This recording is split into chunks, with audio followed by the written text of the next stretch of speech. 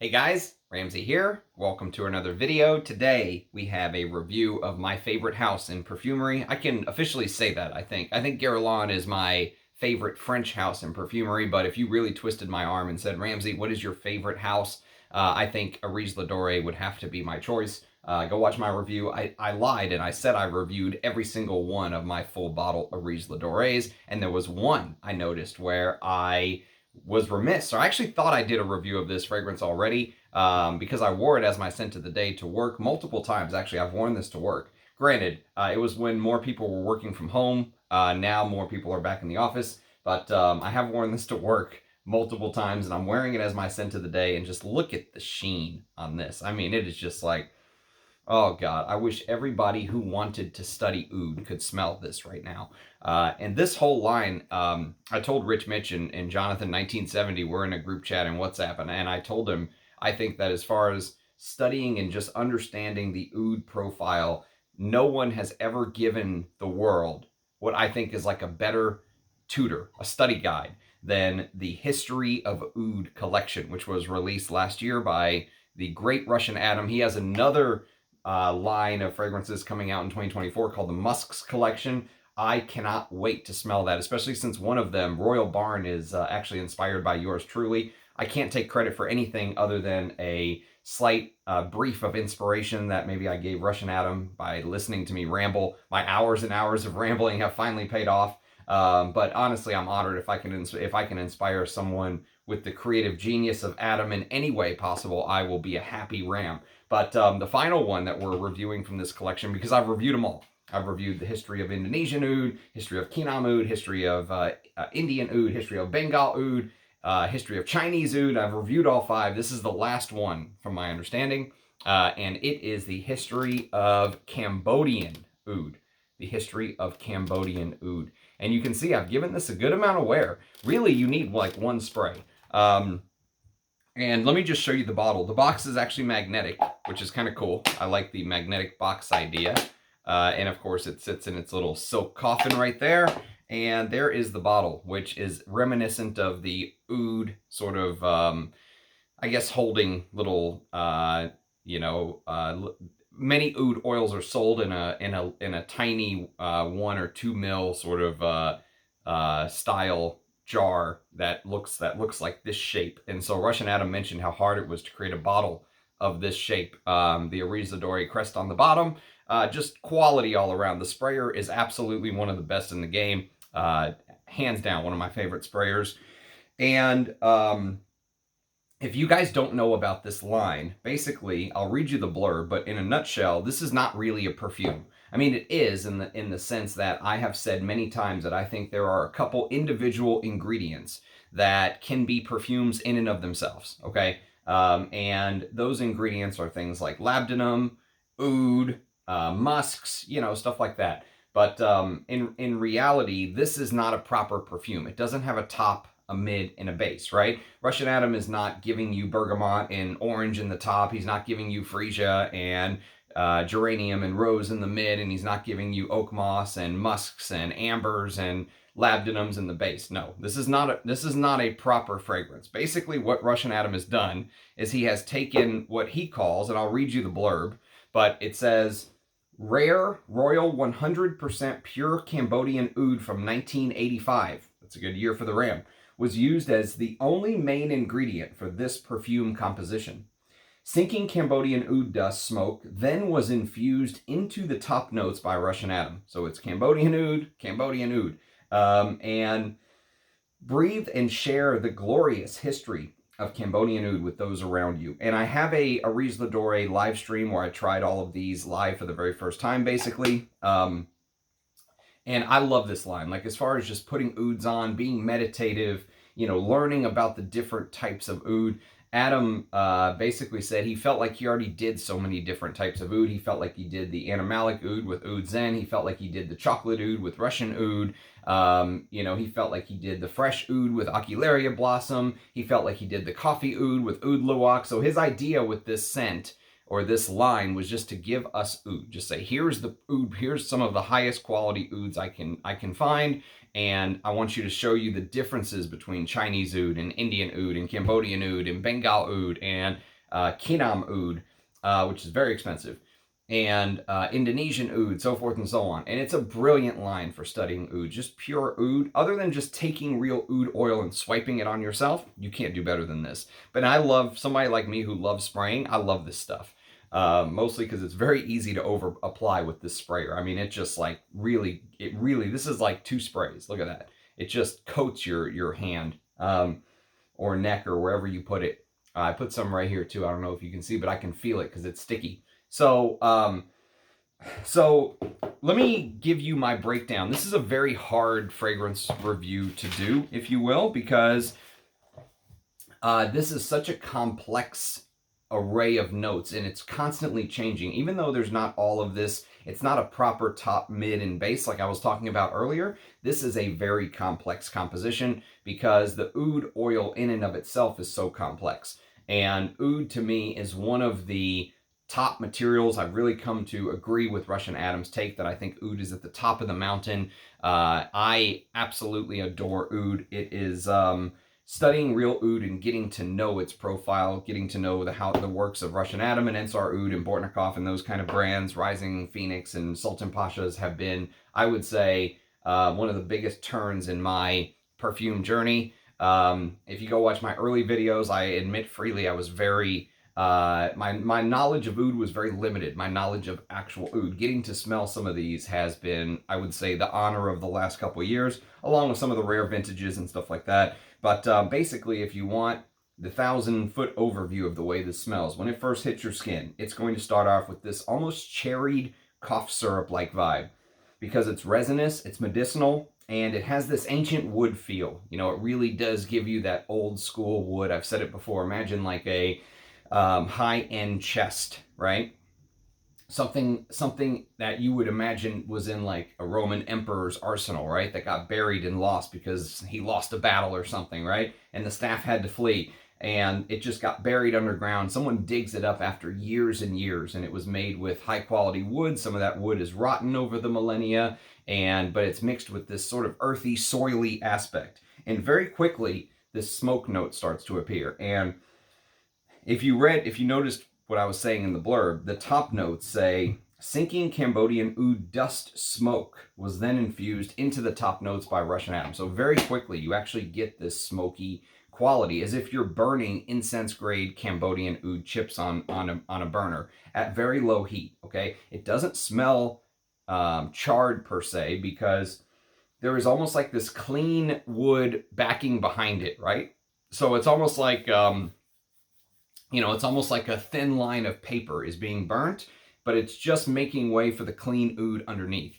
Okay, so yes, you get a little bit of funky smoke, you get a little bit of animalics, but it's not black smoke, okay? It's not like you are at a petrol fire or anything like that. The smoke here is, I would say, reserved. Even though it's very noticeable, it's done in a way where it blends in with the composition absolutely beautifully. And on top of that, the animalics in this, if you're worried about animalics, it's not the history of Indian oud. Indian oud is the one that's usually fermented. It has that, what some call barnyard feel, fecal feel, and this doesn't have that. You know, it does have some animalic notes, but they're underneath, okay? They're not in your face. It doesn't open up with a big Indian oud barnyard hit to the nose, right? So this feels like someone is gently burning incense off in the corner. And in fact, I would almost say, along with that incense feel, there's almost this like jet fluid or gasoline feel. Like if you know the violet leaf / gasoline opening in Fahrenheit, imagine that, but it applied to an oud fragrance with that cherried cough syrup medicinal feel from the beginning, okay? So something that smells like jet fuel or butane fuel, and in the first 30 minutes, you get this real oud version of Fahrenheit. It's absolutely brilliant, okay? Absolutely brilliant. As my journey has gone along, and as I've moved into this artisanal world, because that's what I just call these brands. If you have a better name for it, do let me know. But I'm just sticking with artisanal brands. But as I've kind of gotten to know the artisanal brands more and more. Getting to know these real rare ouds, I think, is one of my favorite wares now. One of my favorite pastimes in exploring fragrances. There is nothing like this. There's nothing that LVMH. There's nothing that Puig. There's nothing that these big conglomerates can make nowadays that comes anywhere near this. This is on a completely different planet, a completely different plane. You know, this is, everyone says taking it to the next level. This is really taking it to the next level. And what's crazy is, you know, I reviewed a $4,300 fragrance right here by the House of Amafi. And I think this was, I forget, $300-400, something like that. Granted, it's 22 mils of juice versus 125 mils of juice, because you get 2 bottles with the $4,300 Amafi. But go check out my review if you want to laugh. But it's not even on the same stratosphere. These type of fragrances from Russian Atom are for really the hardcore fragrance enthusiast that wants to take the next step. And you know what's crazy is I just can't shake this sort of smooth cherry wood like feel. Just imagine like a wood shop, okay, where the machines used to sculpt the wood shoots off fumes from that jet fuel, right? And it gives this exhaust like smell, this gasoline exhaust smell, but they're using it to sculpt cherry wood, okay? So imagine this cherry wood, and then the workers are coming and adding this lacquered finish over it, this tarnish, lacquer, whatever you want to call it, and just on top of the cherry wood. And you're getting sort of hit as they're cutting out the rotten wood pieces from the furniture and you know, let's say fixing legs on a table because they're sculpting something beautiful or whatever it is. They're cutting out the rotten pieces. And so every now and then when they cut out a rotten piece, you get just a little hit of this something a little dirty to your nose, a little resinous, a little funky. But the sweetness of the cherry, and not in a disgusting ethyl maltol modern way, but this natural, you know, thick, rich, heavy cherry helps, I would say, you know, paper over some of that in a way, okay? So there is some rotten woods, but it isn't the barnyard feel of the Indian oud. That's the main thing I want to get across. So if you're somebody who is like, I can't deal with Indian oud, it's too fecal, it's too barnyard, try the Cambodian oud, because it's really a completely different experience. There's so much going on. It's impossible. I think it's impossible to do a review of this and be thorough and fair, because I could do this review and I could wear it tomorrow and I'd be like, damn, I got something else. You know, it's like, you know, if you remember the old George Bush 1,000 points of light speech, it really feels like there's 1,000 points of all of these different notes that come to your nose, but in a natural sense. You know, the natural feeling of these actual oud fragrances is out of this world. It is such a joy and a treat to get to wear these. So you get this basically earthy, it's almost like this dichotomy of earthy, but also, let's say, clean and rotten woods blending together, okay? And it gives off this earthy, almost berried aspect. Not buried in berry. Well, actually, that's not true, because there is a fruity berry side to this as well. But more like, imagine you buried it underground. And this cherry liqueur, almost think of amaretto. That's a great example. If you've ever had amaretto, just neat, or on the rocks or whatever, you know, that's a very sweet cherry-like liqueur, right? And imagine amaretto mixing in with this earthy gasoline, jet fuel-like smell. And it's just a perfect, to me, this is just a perfect representation of Cambodian oud. I mean, you could put this in a composition, but I really feel like there's no need. You know, that's the thing about this line that's so special, is Russian Atom, to me, proved that oud can be a perfume in and of itself. I mean, this is, I'm about to go to Costco after this is over, and I have no doubt in my mind, I will be the best smelling guy going into Costco today. And in the middle of Texas, in 80-degree February heat, I will be the best smelling guy wearing this. It's just this unimaginable, dripping, cherry, chocolate dipped, you know, just imagine like a chocolate dipped cherry, and then someone takes a butane torch and sets it on fire, okay? And you're basically hit with hints of this sort of little bits of funky oud in the background. Just little bits, just enough for you to know I'm dealing with something that is volatile. I'm dealing with something that is obviously has gone through a war. Because remember, oud, actual oud, is the tree basically fighting off this infection, fighting for its life, so to speak. So the tree gets this fungal infection, and in order to preserve the tree's life, it is literally struggling to survive, and it creates a change in the heartwood of the tree. And that's what you're smelling. And so there's just enough of this sort of, funky, moving towards dying. A tree when it's rotting and dying has a very specific smell. There's just enough of this funky hint in the background that tells you of the trial and tribulations that the tree has gone through. But it's covered with all of this beauty around it. And I love the funky parts in the background. I love the funky parts of the Indian oud as well. But this is just done different. It's not super animalic or challenging, but it's there.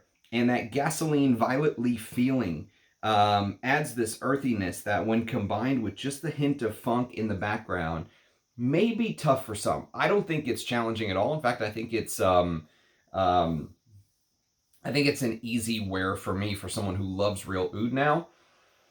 But if you're newer to the oud game and all you've smelled is Tom Ford Oud Wood, Versace Porum, Oud Noir, Gucci Intense Oud, I showed that yesterday on my this year in perfume rank for the year 2015. If only those designer style, those Western style ouds are all you've smelled, this may still be tough for you.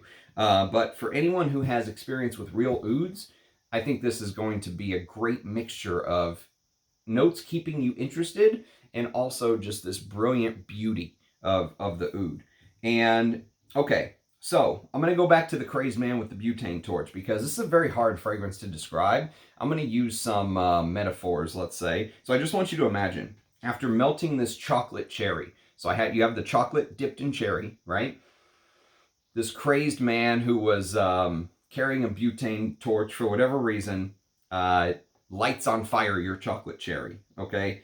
And I want you to imagine, after melting the chocolate around the outside of the cherry, he turns the torch on the tree, all right, and burns the outer bark of the tree. And whenever the outer bark burns off of this tree, the bark almost burns like you would expect birch tar to burn. So it's papery, right? He burns the outer bark of the tree, and it just sort of flakes away and leaves a clean inner interior, like a brand new tree underneath the older bark, right? And so the older bits smoke and they burn and they peel off of the tree, and leaves this fresher and clean, untouched oud, this pristine oud underneath, okay? Fuck, that is kind of the smell of the history of Cambodian oud. And just imagine you round up all of these little bits and pieces that I've mentioned during this review. You round up the burnt, pristine, untouched tree part. You round up the actual burnt bark. You round up the chocolate cherry. You round up the amaretto. And you roll all of these along with that earthy gasoline, petrol, jet fuel vibe, and you roll it into a cigar. And then you bury that cigar, all right? And then you come back a year later and you dig it up, all right? And you smoke the oud rolled cigar, because what you end up getting as the fragrance continues to dry is you get hints of jet fuel and gasoline and all of the things that I mentioned, the chocolatey cherry, along with this pungent, earthy tobacco. And that pungent, earthy tobacco blows my mind. I absolutely love when that tobacco-like note comes through here. Oh, it is pure perfection. I mean, it's like, sometimes, depending on which way the wind blows towards you and you pick up some of the smoke from the oud cigar that you're smoking. Sometimes it just adds a little bit of sweetness from that cherried amaretto or chocolatey side of the oud. And remember, there are no chocolate notes. There are no cherry notes in here. There are no tobacco notes. There are no berry notes, which we're going to talk about in just a little bit. There's no violet leaf in here. There's none of that. This is just oud. Oud and perfumer's alcohol. And Russian Adam had to get the mixture correct to make sure that it wears properly on your skin. And boy, did he ever. I mean, I absolutely love this whole line. And the more you get to know real oud, I think the more you'll appreciate the genius of this particular fragrance. So basically what ends up happening is you are hit with all these things: leathery, spicy, tobacco aspects. And as it dries, I swear to God, sometimes you almost get this fruity oak moss like feel. It sometimes it feels like there's berries, like red berries or blueberries, or sometimes it feels like there's dried fruit. Sometimes it feels like there's like green figs or green mosses. I mentioned the oak moss, right? But it always feels like it's sitting on this smooth, rich, thick. And that's really the thing that I think gets me about this, is I've smelled a lot of ouds now in my time. And the thing about this and the history of Indian oud was the same. I remember feeling very similar, that I was shocked at how smooth it is. Very few ouds I've ever smelled that is just oud have this level of smoothness, this level of intricacy, and this level of smoothness. I really feel like this is like one of the best lines. I mean, I think if Ensar sold these type of ouds as just ouds, that instead of $300 or $400 bottles, these would be $2,000. You know, each one of these bottles would be $2,000 or $3,000. You know, I've seen him sell little quarter tola, or I forget how much is actually in there. Maybe like I guess 3 grams. I guess you would call that. I don't know my official oud measuring, excuse me, but let's say it's 3 grams or whatever it is. Not a lot for thousands. Okay. And this oud, I know that this is vintage oud as well. And many folks point to the fact that this type of oud profile is hard to get nowadays because so much of it is farmed and the farmers want to hurry up and cut it down. They don't want to give the trees time to grow, or it's plantation oud. It's not, well, I don't know if this is wild or plantation or what. So I guess I shouldn't be, yeah, it doesn't say here, but all I know is that the oud profile of this smells amazing. I mean, I think that as expensive as these were, I think they could have been even more, is kind of where I'm going with this, just because of the depth of everything. You know, this rich, dense, smooth oud base, woody base that this and the history of Indian oud has is unmatched. And to top it off, so just imagine this image, okay, since I'm giving you a lot of images, because it's the best way to describe this type of scent. Imagine you're sitting outside, okay, either at sunrise or sunset, right? And there is this earthy tasting dirt, not dirty, like in dirty and unclean, but dirt. Like, you know, have you ever had coffee and you're like, man, that coffee tastes or smells very earthy to your palate? Just imagine this sitting outside, sun coming up or sun coming down, smoking the earthy oud cigar that you rolled, and having this cup of joe, this earthy cup of joe that almost feels like you can taste the soil that the coffee beans were grown in, right? And there's coffee elements to this, to my nose. I mean, there's so many deep, dark, rich aspects to one oud. It's stunning. I mean, and I could probably do this video in another 6 months or whatever it is, because I've had this now, I think, for 8 or 10 months, or I think this came out early in 2023. I can't remember exactly when, but you can go check out my channel and probably see when I did the live stream. But the thing about this that's amazing is just all of the different, like I said, 1,000 points of light, 1,000 ingredients just feel like they hit your nose off of one oud. And that's what makes this unmatched. I don't know if the best perfumer in the world could create an oud accord without using the real thing, coming up with anything that could be close to this. Anything. It's not even I don't even think it's an option, right? So I've been rambling about the history of Cambodian oud for almost 30 minutes. I am actually very sad that this is the final review of this. There is an entire Areej Dore playlist. If you want to go watch my other ones, the history of Indian oud, the history of Kinam oud, the history of Bengal oud, the history of Chinese oud, the history of Indonesian oud, you can go check all those out on the playlist. But finally, the set is complete. I've reviewed them all. And you know what's funny is, You know, I've seen some people that have done videos on just the entire line as like one video, but I don't think anyone has reviewed all of them. No one's taken the time, because a lot of people don't click on these because they're going to say, well, all the bottles are sold anyways. You can't get them anymore. You know, the only way I can buy one is if I buy it off of someone that already has it. But that's who I'm doing these videos for. I mean, if somebody is going to come check on this history of Cambodian oud in a year or two, if someone's trying to sell their bottle, I want them to be able to have the proper information and really get a feel for the scent. So, especially with these very limited, hard to find fragrances, it's not like, I like to kind of go against the grain. Everyone wants to hurry up and put their new review of whatever the hell the new thing is, the new Hermes oud or whatever the new fragrance is, to get clicks, the new Chanel comment. I don't give a shit about that, because I don't care about clicks or views or subscribers or anything like that. I want to put out content that very few people are doing. And with this kind of content, I feel like I'm fulfilling that promise to myself. So I'm very happy wearing and reviewing this. Even if it doesn't get the clicks and views of the lists and all that stuff, I don't care. You know, I do it for the love of the game, basically. And if you have experience with the history of Cambodian oud, I would love to hear your thoughts in the comments. I don't know how many bottles were made, but I know it wasn't a lot. A couple hundred, be my guess, for the whole world. So yes, let me know what your thoughts are. Always a pleasure doing these videos for you guys. Sad that this is officially my final full bottle Areej Dore review. I've done all the other ones. So all that's left are maybe a couple samples I haven't done, like Beauty and the Beast and Ambre de Coco and stuff like that. But yes, this is quality oud. If you're into real ouds, this line is definitely worth hunting down, I would say. There may even be one or two left on the website that still had bottles, which is shocking to me. I can't believe that.